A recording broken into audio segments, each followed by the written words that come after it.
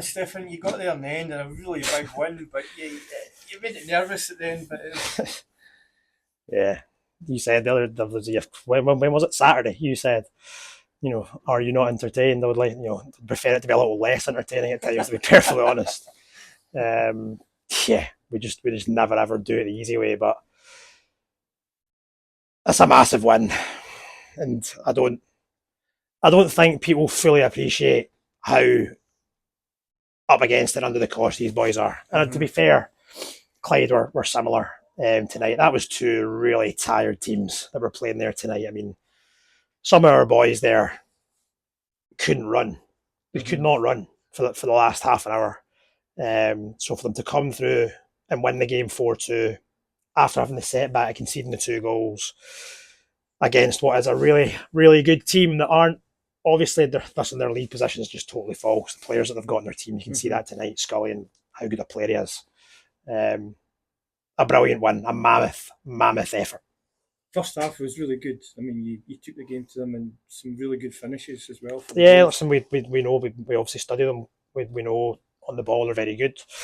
They get their wide players, in particular Scully, and rotating inside, and their fullbacks pushing up, and they cause overloads, and they force you to drag your own midfielders across the pitch really quickly, which when we're as tired as we are, is really, really tough. So we knew that we were going to concede some chances, and we knew our defensive structure could be good because of the nature of the way they play. We knew that we would get, if we played the first pass into the wide area, and then we drove inside and got runners going off it, we knew we would get chances, and we knew it would just be about then being clinical.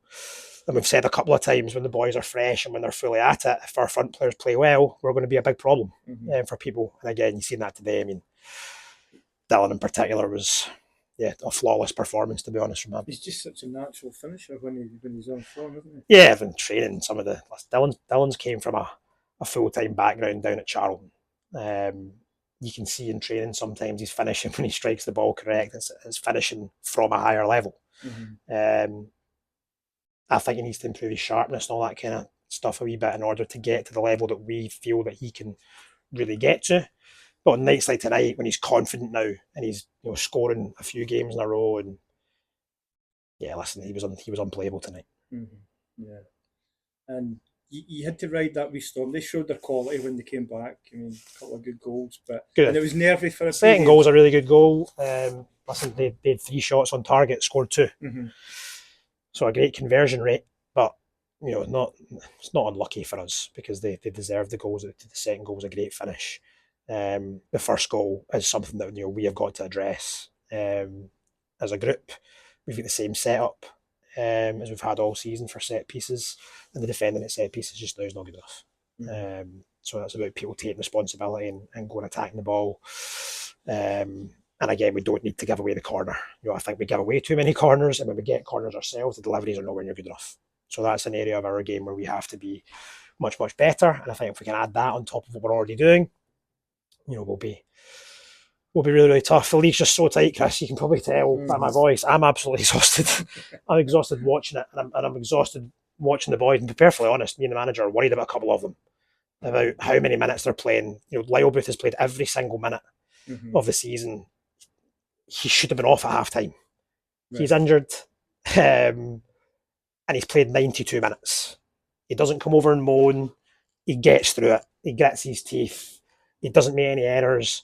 And he's collapsing in the dressing room. He can't even walk with both his hamstrings. And there's a couple of them like that. Kyle Girvin should not be playing. He's got ankle tendonitis, right. And you wouldn't know it. He's against all orders, galloping up the pitch to try and get on the end of headers and all that kind of stuff. So warrior-like performances against a really good team, and they showed their spirit again, coming 3-2 in a normal game. Then you'd expect the team that scored the 2 quick goals to be on the ascendancy, and you kind of felt as if there was going to be another goal. I said to Alan, it's probably going to be an error or something, but to be honest, when we got that free kick, and I knew Dylan was going to. We just kind of knew he was going to score. We just knew he was going to score. You just feel it, and it sounded like a bullet coming off the inside of the post. So it's always nice when they get off the post. Yeah, great goal, great celebration, absolutely brilliant win. Fans got behind them. again, like Alan said, people have a wee bit of perspective about where we are. But the reality is now is that the league is so tight that compared to where this football club was at Christmas last year, we win the game on Saturday and we're top at Christmas. And there's not a single person in this town that would have taken that as a serious, plausible option a year ago. And that's because of those boys in that dressing room. They're the walking wounded and they deserve all the credit they get. We're really, really proud of them. And that was a tremendous win.